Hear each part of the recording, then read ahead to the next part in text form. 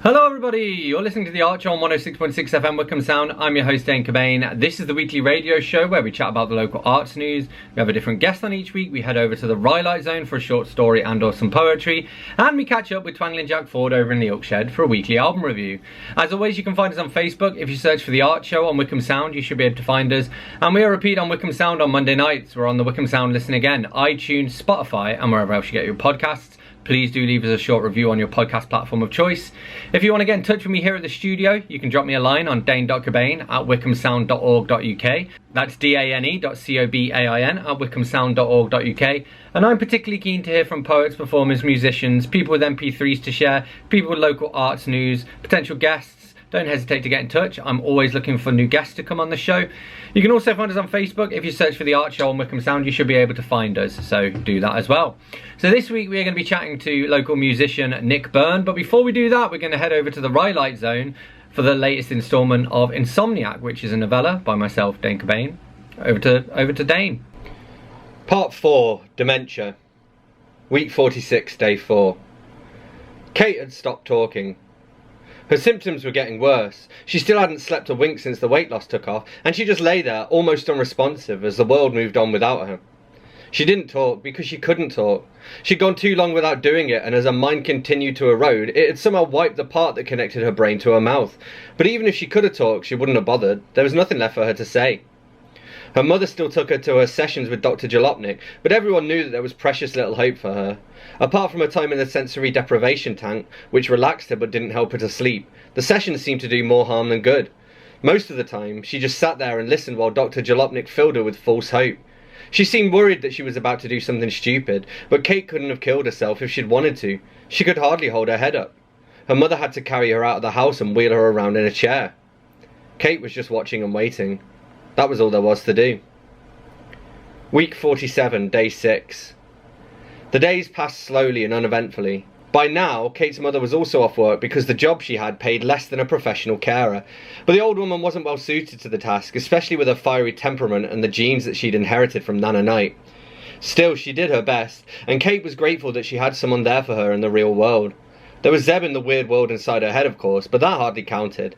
Zeb couldn't spoon soup into her mouth or knead the wasted muscles of her body to stop them from deteriorating further. Kate's morale was low, and she didn't care who knew it. One evening, while her mother was feeding her and trying not to spill broth onto the bedsheets, Zeb floated across the floor towards her. His eyes were red, like he'd been crying, but for the first time since he'd appeared, Kate could make out a little more of him. Not the body, of course, but she could see a glimpse of an aquiline nose and a cold, sharp mouth. It was smiling at her. "You're getting closer, Kate," Zeb said. "I'm wasting away," Kate replied. "Yes, you are, dear," her mother said, but Kate ignored her. There was someone else in the room that she wanted to talk to. Zeb was laughing at her, like always. "It won't be long," he told her. "You'll see." "I can't wait," Kate whispered.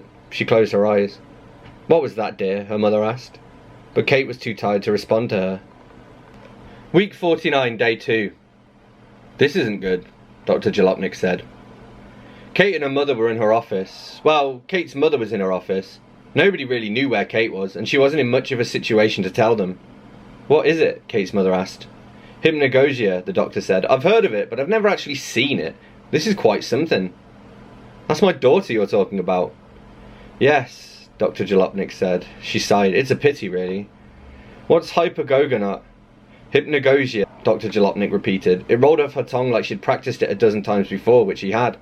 "Pre-sleep limbo." Kate's mother simply stared at her. By her side, her daughter was trembling in her chair. Her eyes were open, but they were vacant, and while she was moving her wasted limbs around like she was conducting an orchestra, she wasn't moving in this reality, she was moving in another. Dr. Jalopnik did her best to explain it. "It's a state that we all experience. Most of us go through hypnagogia just before falling asleep." "So what's happening to her?" "I dare say that we'll never actually know," the doctor said, "but for the purposes of your question, I'd say that she's basically just sleepwalking." "So is she awake or asleep?" The doctor sighed. "That's a difficult question to answer," she said. "Is Schrodinger's cat dead or alive?" "I don't understand." "She's somewhere in between," the doctor said. "This is bad news, I'm afraid. I don't think she has much fight left in her. Fatal familial insomnia is a rare disease, you understand, but in most cases the hypnagogia doesn't kick in until right at the very end." "You mean—" Kate's mother didn't have to finish her sentence for the doctor to know what she meant. She risked a sympathetic smile, but it didn't go down well, and so instead she looked her dead in the eye and nodded. "I'm afraid so," she said. Week 50, day 3. It happened on a Wednesday. Kate had taken her last actions in her humdrum world of old and had changed over completely to Zeb's dream world. She saw his body now, the whole thing in all its glory, and it was awesome and terrifying at the same time. She couldn't look away from him. Even if she could have, she didn't want to. For Kate's mother, though, it was a nightmare. She was back in the real world, staring at her daughter's wasted body through the tear-filled eyes of a mother who'd given birth to her. Out in the real world, Kate was unresponsive. She didn't react to sound or to a light in her eye, and she didn't even flinch when her mother grabbed the webs of her fingers and pinched as hard as she could. Kate's fingers were so frail and her flesh so taut that it was like trying to snap a wishbone. Her mother shouted at her and slapped her cheeks, but nothing. Then she raced off for a glass of water and threw that into Kate's face, but still nothing. She couldn't see it, but Zeb was standing behind her, following her, watching her every move with interest. Kate was still unresponsive, so her mother stepped up her efforts. She checked her daughter's pulse and confirmed it was there, then listened against her chest for confirmation. She used to find the sound of her daughter's heartbeat relaxing, but she hadn't heard it since some long-forgotten snuggle some 20-something years ago, and the sound of it now, in the sterile room, just chilled her. She reached into the pocket of her dressing gown and came out with a mobile phone. She keyed in the triple digits of the emergency services, hit the call button, and waited for it to connect. That was the latest instalment of Insomniac by myself, Dane Cobain. You can catch up to previous episodes on the player, on Wickham Sound website, on Spotify, iTunes, all of that good stuff. You're listening to the Archie on 106.6 FM Wickham Sound, and this is Jake Cooper with I'll Be Fine.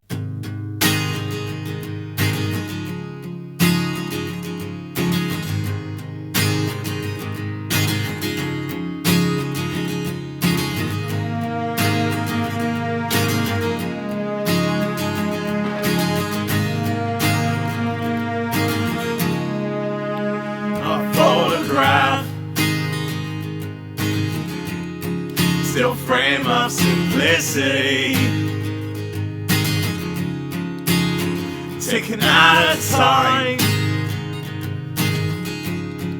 when we were still happy. A celluloid picture of your lips on mine, a captured moment of when things were fine.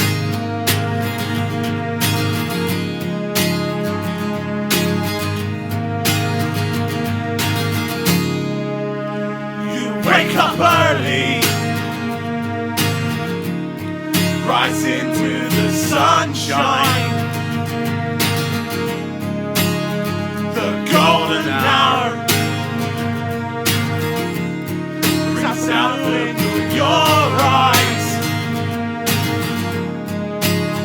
and you've forgotten about the boy you once knew, the damage he's done. All because of you.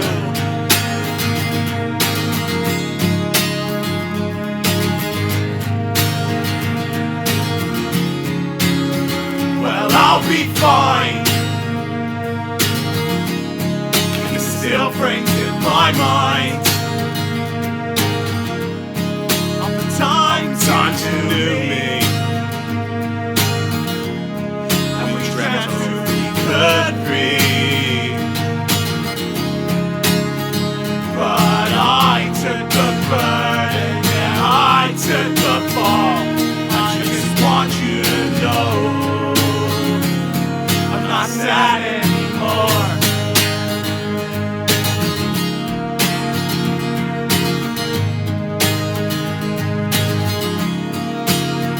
In a minor key, was hard onto paper, running out of ink. He wished he could blame her. Now the ink starts running with the tears on the page. He tries to write a sad song, but it comes out as rage. Well, I'll be fine. I keep still frames in my mind. Times you knew me,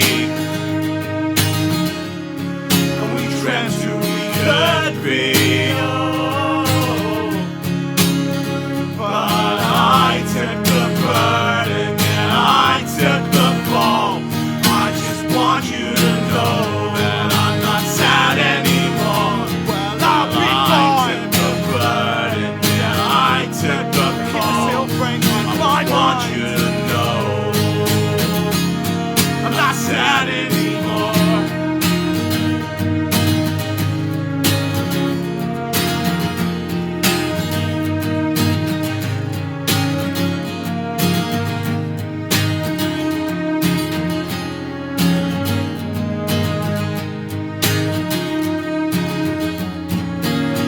Well, I'll be fine. Still fragrance in my mind. The times you knew me when we were so happy. But I took the burden and I took the fall. I just want you to know that I'm not sad anymore. Well, I'll be fine. Still frames in my mind. Times you knew me. We dreamt who we could be. But I took the burden and I took the fall. I just want you to know that I'm not sad anymore. I took the burden and I took the fall. I just want you to know I'm not sad anymore. I'm not sad anymore.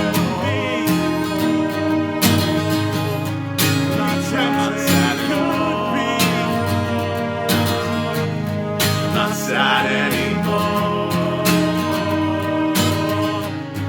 Not sad anymore. Not sad anymore. Not sad anymore. Not sad anymore. Not sad anymore.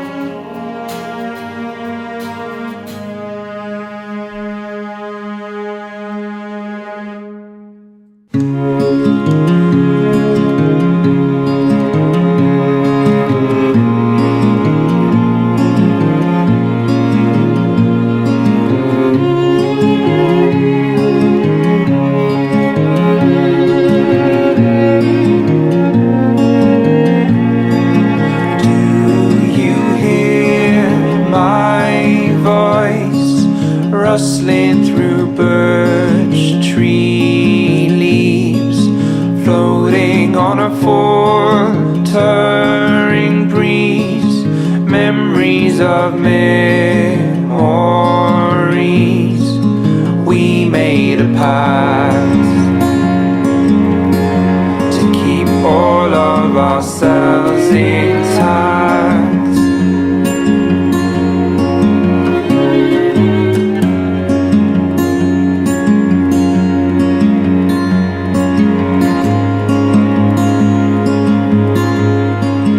Why did you turn away from the setting sun? Summer had just begun. You were the only one. We made a pact to keep all of ourselves intact.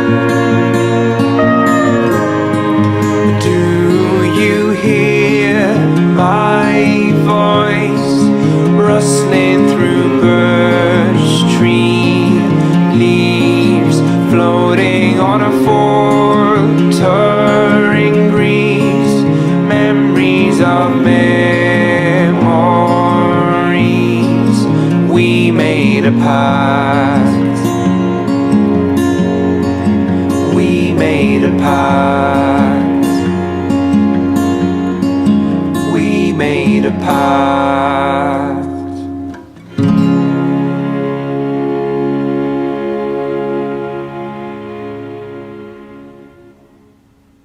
That was Birch Tree by Nick Byrne, and before that we had I'll Be Fine by Jake Cooper.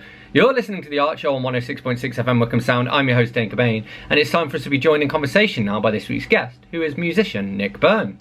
So the first question is one I ask everybody. It's my traditional opening question. It's, what was the last book that you read, and what did you think of it? Yeah, so I've definitely gotten out of the habit of reading novels. So to literally answer the question, it was a cookbook that I read from cover to cover. So my mum's from Chile, so this cookbook was like Chilean recipes. So if you know, like empanadas and stuff like that, and a lot of salads and stuff like that was in it. Some nice desserts. And I've tried a few of the recipes as well. So a bit of a left field answer, but yeah, it's called Chilean Kitchen. And I actually recently picked up a book that I haven't got very far in called Wildwood. It caught my eye because it's written by a singer of a band called the Decemberists called Colin Malloy. And then you see the time that I would be spending reading, I tend to like watch like TV and like quite into animated stuff. Apparently, it's being adapted by the makers of Coraline into a film. So very looking forward to reading that through. The last book I read, I think, it was 1984, George Orwell. So it's probably a common answer that a lot of people read it, but yeah, it's a bit depressing. Very topical today as well. Yeah, exactly. Yeah. So so that's my answer for that. Cool. And so obviously I want to chat to you today about music. So the natural place to start is to ask, how long have you been making music and how did you get your start? Right. So I've been making music probably since I was about 15, 16. So yeah, started playing guitar, and pretty much within a year I was kind of experimenting. Had a friend that played keyboard. We made some kind of weird kind of acoustic kind of electro keyboard drum backing track sounding stuff when I was about 15. Had a few garage bands doing some covers. Played a few gigs. I was in a metal band from until I was about 18 for a couple of years. That was the first time I played like proper gigs. And then that kind of broke up. I was kind of like getting a bit tired of metal at that time, so inspired by like a lot of band singers that did it solo. I think it's the guy from Thrice, Dustin Kensrue, did it, and a few other people. So yes, I started kind of playing a more folky style. I kind of got massively into stuff like Damien Rice, Ray LaMontagne, and stuff like that. Iron and Wine as well. So yeah, that was when I was about 21. So yeah, I've been playing since then. So that's like a long time. I don't know what to think about, but yeah. Released music. I think there's a single on Spotify. I don't think it's the first single that I released, but it's from 2012, I think. That was Breathe In, Breathe Out. Yeah, so that. And then I did an EP in about 2016 as well. So that's kind of the older stuff. Yeah, I guess I've always wanted to. Well, the more I was playing kind of solo gigs, it's quite hard to kind of, I don't know. Sometimes you feel like you've got to do a lot, especially if you're playing with bands, or even after a band as part of a lineup, you feel like, oh, your sound, there's not much to it, So I've always tried to do as much as I can with my voice, the lyrics, songwriting, songs, different kind of rhythms and styles, finger picking and stuff like that. But only recently started playing with a band. So just before COVID, we played one gig. And yeah, it's definitely taking it on a level in terms of the live performance. So yeah, that's a little bit of a summary of Yeah, kind of awesome. And what do you play any other instruments, or is it just sort of guitar and vocals? just the guitar and vocals. Yeah, I've dabbled in kind of ukulele, and I actually have what it's like Chilean Peruvian instrument called the charango, which is Oh. a 12 string, like kind of double string guitar, kind of like what it's actually 10 strings. So it's like a 12 string guitar, but a ukulele version, I guess Yeah, might say. cool. So yeah, guitar based instruments. Yeah, anything else is a bit outside my comfort zone. Cool. And you mentioned the band, and you guys actually you've got I think you're double booked this weekend at the time of recording, right? So what are you up Mm, to this weekend? Obviously, for the listeners, this has already happened, but mm. what are you up to? Yeah. So we're playing Frogfest on Sunday. So yeah, we're really looking forward to that. It's a full band show. Um, Played Frogfest quite a few years ago, but solo now. We've got the band, so yeah, looking forward to that. Yeah, and we've got Cheshire Fringe the next day as well on the bank holiday Monday. So gonna probably by the time this comes out, probably be sleeping for a few days. Yeah, No, yeah, no, looking forward to kind of the festivals and stuff like that. cool. And have you guys got any dates booked further ahead? So I've got a little gig in Wickham if anyone's listening on the 1st of June. I think there's a lineup of kind of a little all-dayer kind of at the Flint Cottage. Hmm. I think they've called it Flint Fest, so that's quite cool. I think I'm playing about two, or no, I'm playing three, and there's a few other things. Playing what not too far from Watford, Bushy Performing Arts Festival, 9th of June. We're playing in Oxford, 29th of June. A few things, yeah, a bit further away, going up to St. Albans. Quite a while ago, but we've got a gig in Harrow where we're supporting Nigel Clark, who he used to be. Well, this is kind of a solo show for his band Dodgy, who had a few hits in the 90s, and They're the ones who did good enough. yeah, absolutely. Yeah, the Yeah. bangers, absolute bangers. So we're really excited to be supporting them in Harrow. But yeah, we're trying to, book as many things as we can with a band and also solo. So Hmm. hopefully you'll catch me around. Awesome. And so you mentioned, your songwriting, and you've been writing songs for years now. What does the songwriting process look like for you? Do you start with lyrics? Do you start with an idea? Do you start noodling around? How does a typical song come about? Yeah. So yeah, songwriting is kind of for me, it's like one of the biggest thing. I do enjoy performing live, but it's kind of maybe it comes easiest to me. That's my comfort zone, my safe space where I'm like writing down these things, getting your thoughts out. Um, I've tried a few different things. I mean, for me, it's kind of the two elements of the lyrics and the music. So they normally start separately. So at some, point, I'll be writing things down when I've got kind of a quiet moment or I'm kind of bored or something, a little idea or like kind of I hear something that, oh, that could be a nice lyric. Jot things down in notes. Whereas kind of obviously with the music side, it's normally I'm kind of like, oh, feel like playing a bit of guitar here, or I'm practicing for a gig and start jamming something out. Yeah, so I generally like kind of make kind of sound bites, sound notes on the phone. And then kind of if it kind of like if I'm listening back and go, oh, that sounds good, that's kind of like I try and then build a song around it.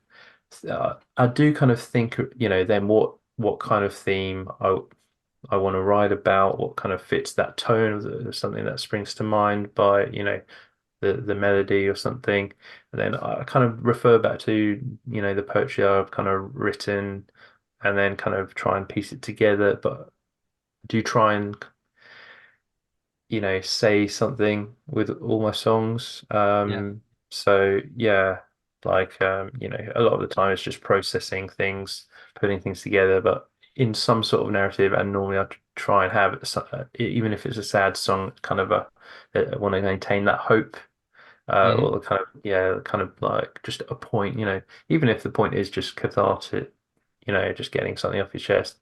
It's something that's I think is worth saying, and hopefully people would connect to it as well. Yeah. for sure. And so, how do you record your music? You mentioned you got that single out back in the day, an EP. I mean, have you released stuff since then as well? Yeah, so I went through a point where I just really wanted to play live a lot and kind of hone that, really get, there was a point where I really felt like I hadn't really done too much that I was proud of, probably before about 2016, but also before I released some music in 2020. So kind of like uh yeah, wanted to release a recording that I was really proud of. And for me, production isn't something that I hugely enjoy. I like experimenting and making demos at home, but to release something, I want it to like sound really amazing, Yeah. pro level. So I found a guy that I really like working with called Jake Robbins, and he's just down the road in Beaconsfield actually. So yeah, recorded a couple of songs with him that I released, one during COVID and one I think later that year, about 2020. So Mhm. yeah, due back in the studio. They're all on Spotify and all the other stream platforms. One called Houses and then one called Summer Rain. And yeah, it was really not, again, as a solo artist, it's one of the things that I've really enjoyed working with the band, but in the same way, producer, just having someone outside of you as that Mm. main songwriter and kind of I guess yeah, yeah, coming up with the ideas. It just at times it's just to say, yeah, you're right. Yeah. Just someone just back you up and go, no, that's a really good idea. That will make sense, especially not working with like someone external like that for so long. That I really enjoyed working with him. I've worked with producers in the past before, and yeah, I kind of enjoyed that element, but it felt much more of a kind of a collaboration in Mm. studio with Jake. So yeah, we're looking at booking some time in studio as well soon. So hopefully there'll be some more music out too, maybe this year or next. You're listening to The Art Show on 106.6 FM Wickham Sound. I'm your host, Dane Cobain, and I'm here in conversation with musician Nick Byrne, and this is Nick Byrne with Summer Rain.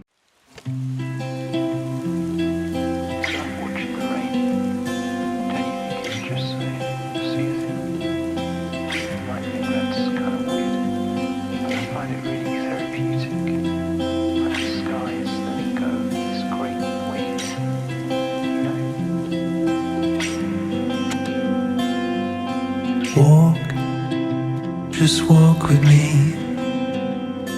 We'll just see. You don't have to speak.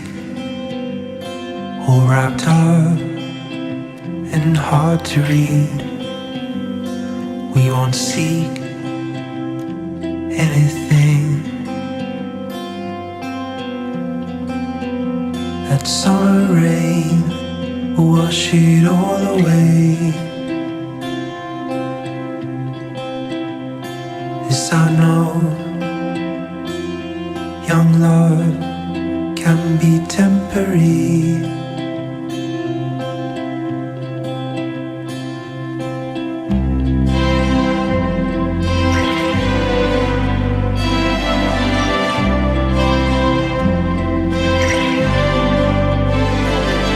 I'll try and take your mind from the thoughts that steal your light.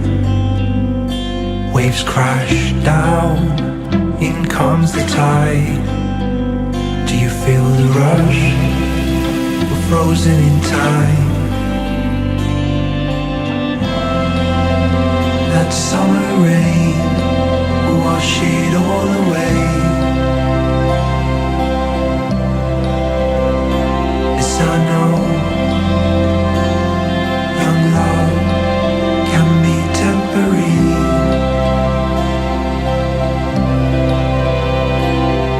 And I'm uncertain, his youth is fleeting, but I'm still breathing, so I'll rest my burden.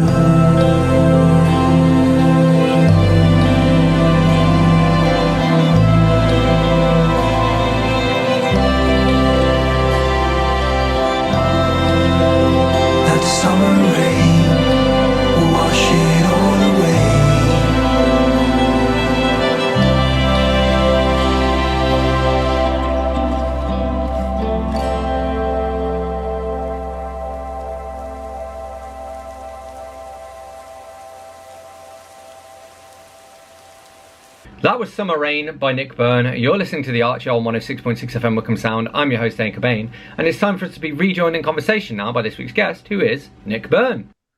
Cool. And who's in the band and what instruments do they play? Yeah, so it's kind of a standard kind of a three-piece. So obviously I play guitar, I've got vocals, I've got my friend Alex who's on bass, Alex Baker, and drummer Andrew Lane. And yeah, they're both really talented. I always say to them, just I really appreciate, putting their time in because they're putting their time in, practice learning songs, yeah, and they Mm. are, contributing a huge deal. A lot of the time, also they're doing the same thing when I got doubts. So, is this, should we do this? Like, yeah, no, that sounds good. Like, and just Yeah. having people to back you up, even on stage as well, just gives you a bit more confidence having people behind you. Again, Alex and Andrew, they're fairly kind of wouldn't say timid, but they're not like the loudest guys. But Hmm. still, just having people behind you, then I can be quiet, but having people behind you just gives you a bit more confidence, and I kind of like take on that role a bit more, Yeah. live. So yeah, it's really enjoyable. Yeah, well, and it's interesting you say about those guys and also the producer and having those people not only to have your back but also to get their kind of input. Because Mm, I was reading recently, someone was, I think it was on Quora, just somebody was talking about the Beatles together and then as solo acts, and they were yeah, saying like the problem that they had as solo acts was that when all the Beatles were together, they would say whether something was good or bad. They'd say like Paul would come in and say, "John, that idea is terrible. Get rid of it. We're going to yeah, go this way instead, or whatever." And then when they yeah, went solo, they were just surrounded by yes men. So everyone was just like, "Oh yes, that's great." And not all the time, it wasn't always great. So you kind of need to have that balance of people who are going to be supportive of you and help you to develop your ideas, but also to let you know when like maybe we should get rid of this one and focus our attention somewhere else. So it's good that absolutely. you've got those guys who can have that impact. And I wanted to ask, like, based on that, when you're going into the studio, I'm guessing, are you going into the studio as the full band, and are they going to have some creative input into the next record as well? Well, that's kind of where I am now. The Hmm. next kind of releases, I want the band on there. We've been playing. See, COVID kind of stalled it a little bit. We kind of played a gig, and our drummer, previous drummer Ashley, had to move up north, Hmm. back home. So a new drummer, starting again. So yeah, we kind of wanted to get ourselves kind of more than gig ready, kind of recording ready, I guess you'd say, Yeah. like have everything down, the songs, comfortable, and we kind of develop them as you do when you play things. Oh, should we change that a little bit? Um, and then record, so it can be the best it can be. And yeah, so really looking forward to getting those into the studio. Haven't been in the studio with more than two people yet, so that sounds a bit mad, but no, it'd be all good. Cool. And so you mentioned this a little bit earlier, but I wanted to ask about some of the acts who influence your style and who inspire you. So who are the acts that come to mind for that?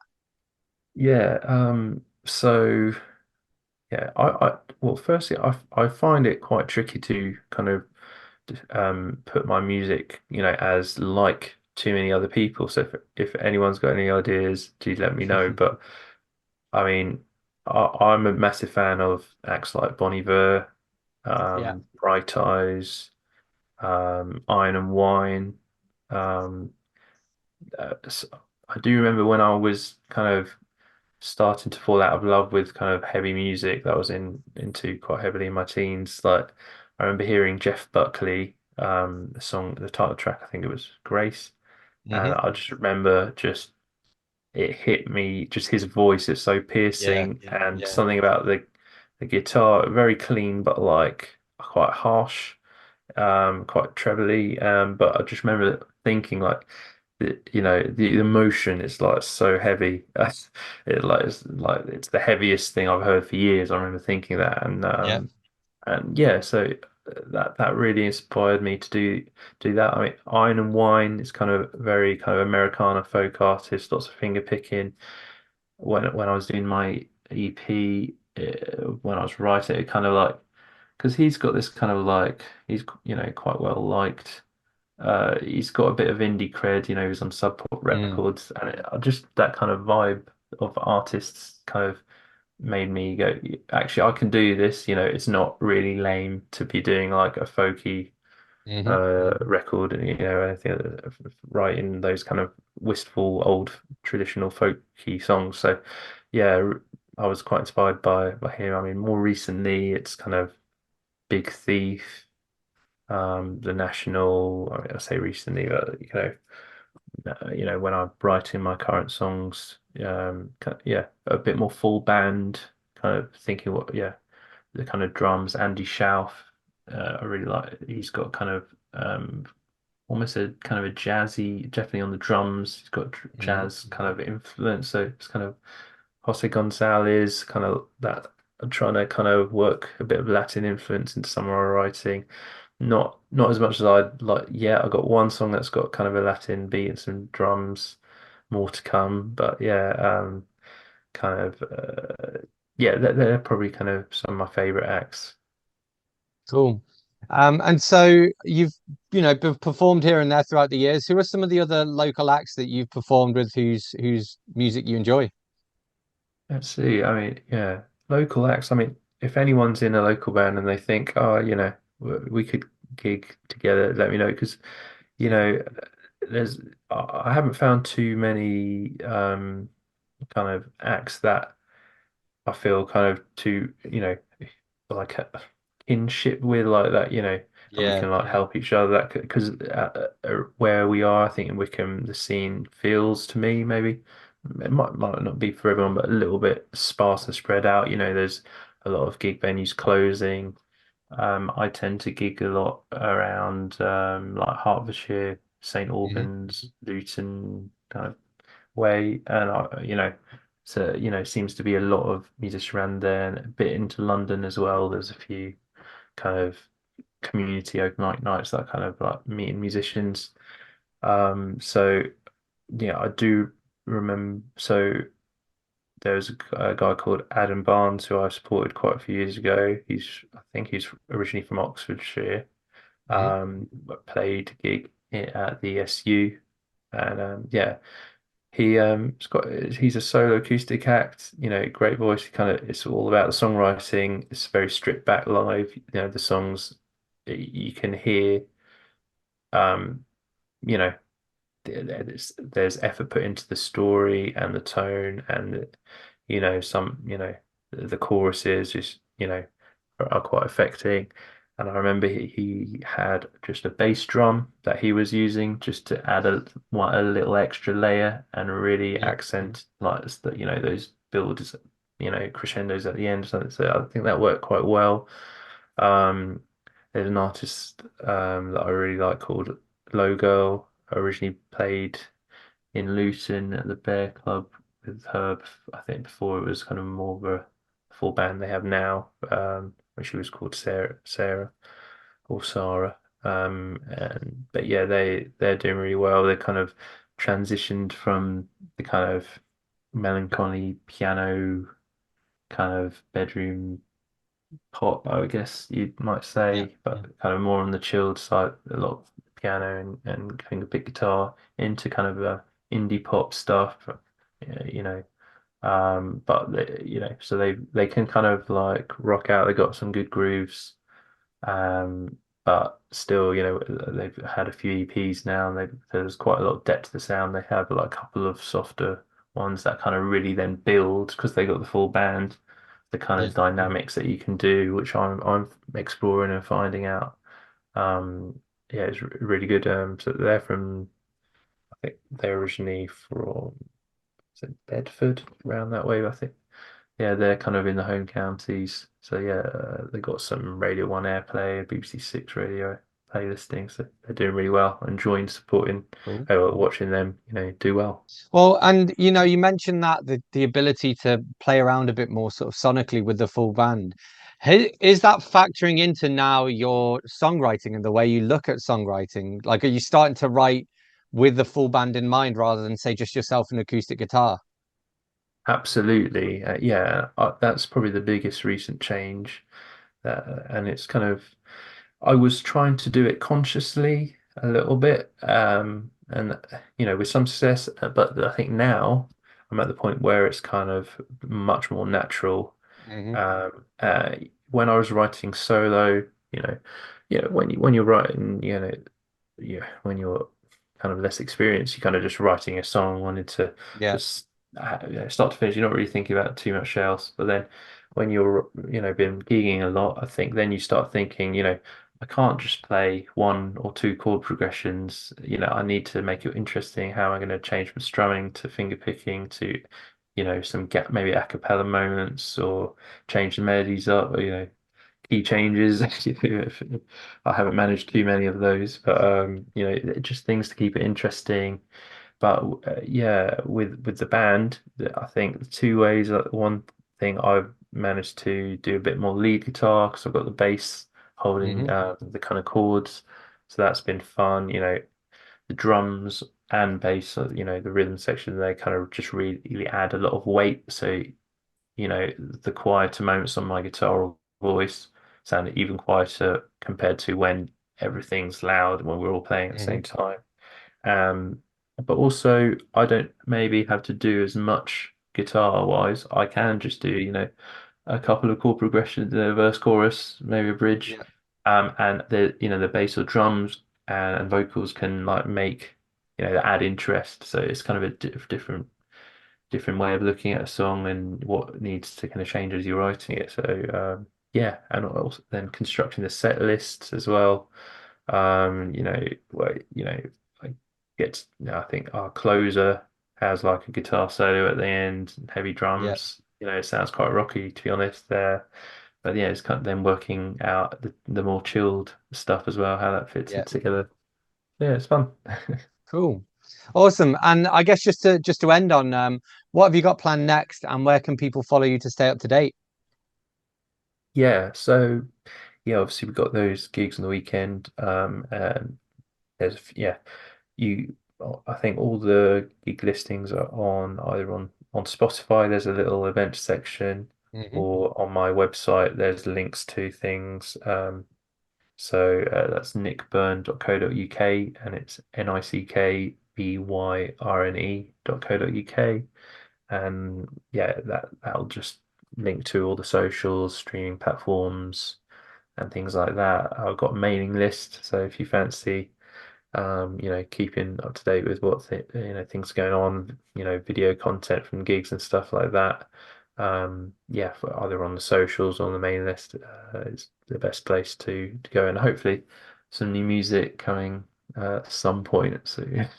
Big thank you to Nick Byrne for joining me. You're listening to The Art Show on 106.6 FM Wickham Sound. I'm your host, Dane Cobain, and this is Nick Byrne with Houses.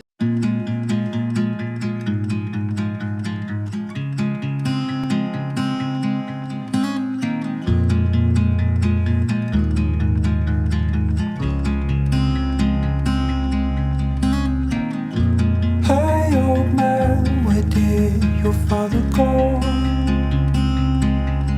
Did he grow old in his time, or did you just let him go? He was baptized by fire, now he's just waiting for the snow. Hanging on to what he's got, trying to take it slow. I know you have time, don't you pass it up. Balancing on wires, waiting for the sun to come up. There were lights in those houses, now they're boarded up. A warm retreat for a family, now they're just crumbling down to dust.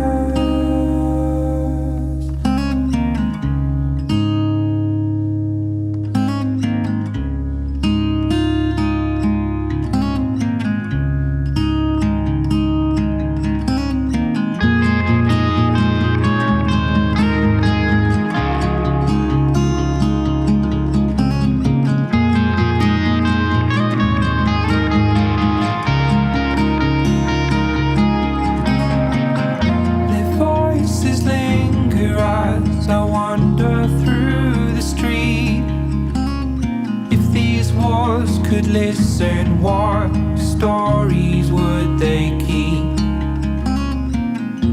What is life if you don't continue to grow?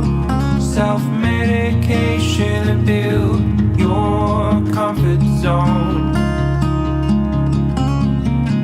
I know you have time, don't you pass it up. Balancing on wires, waiting for the sun to come up. There were lights in those houses, now they're bodied up. A warm retreat for a family, now they're just crumbling down to dust.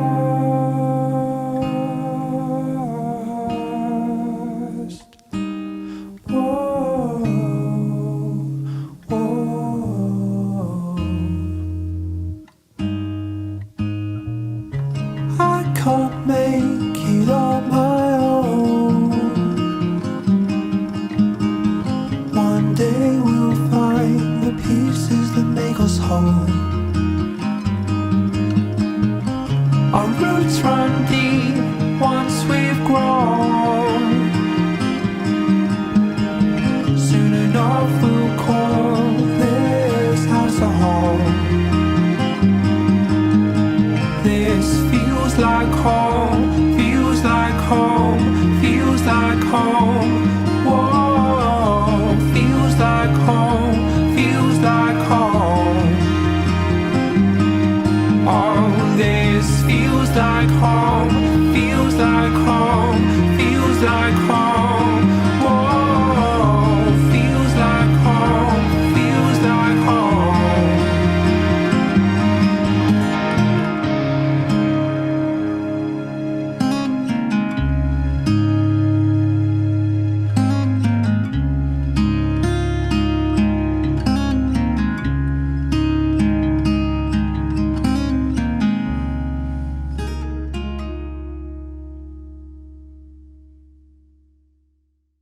You're listening to The Archer on 106.6 FM Wickham Sound. I'm your host, Dane Cobain, and it is time for us to head over to the Oak Shed now to catch up with Twangling Jack Ford for this week's album review.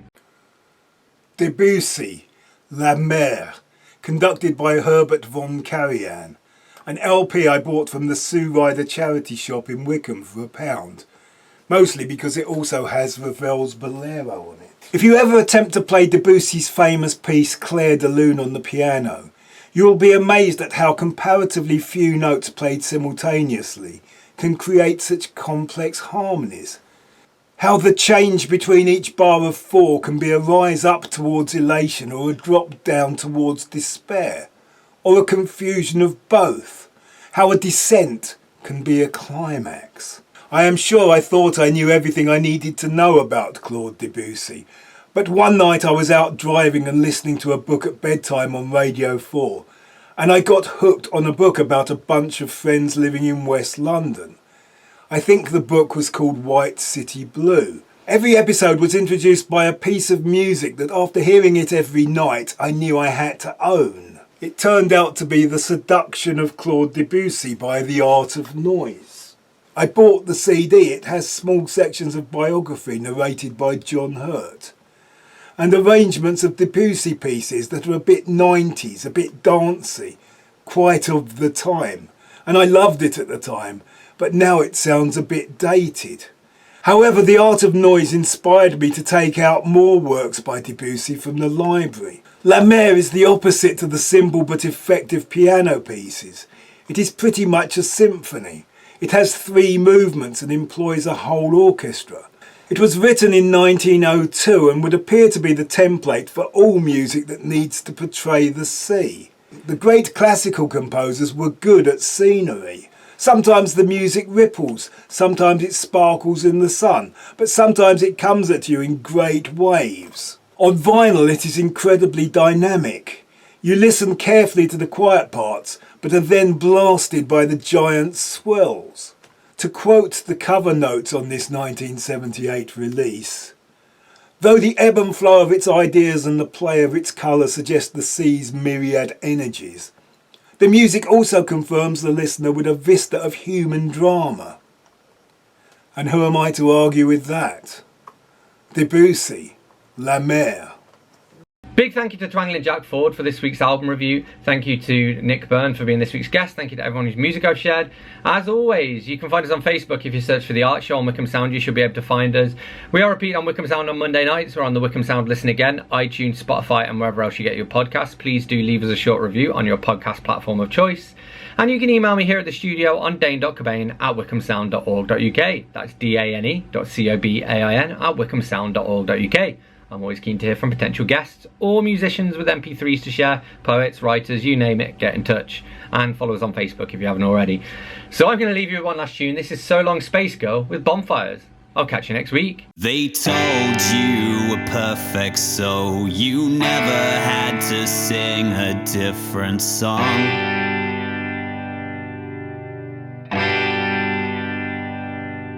Made fun of those who weren't like you, while other kids stood by and cheered you on.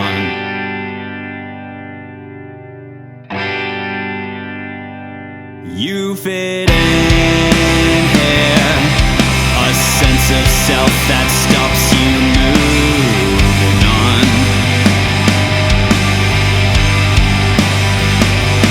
You still obstinately cling to every misbelief you held since you were young.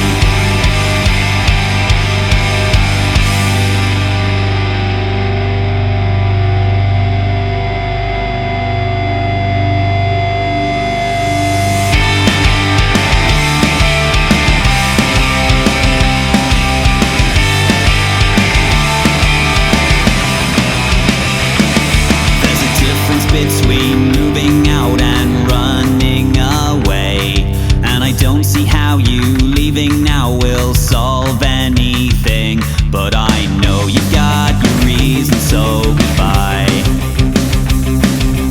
Nothing I can say can make it right, 'cause whatever you think I said, you're probably right, and whatever you think I did, you're probably right. I could not convince you if I tried.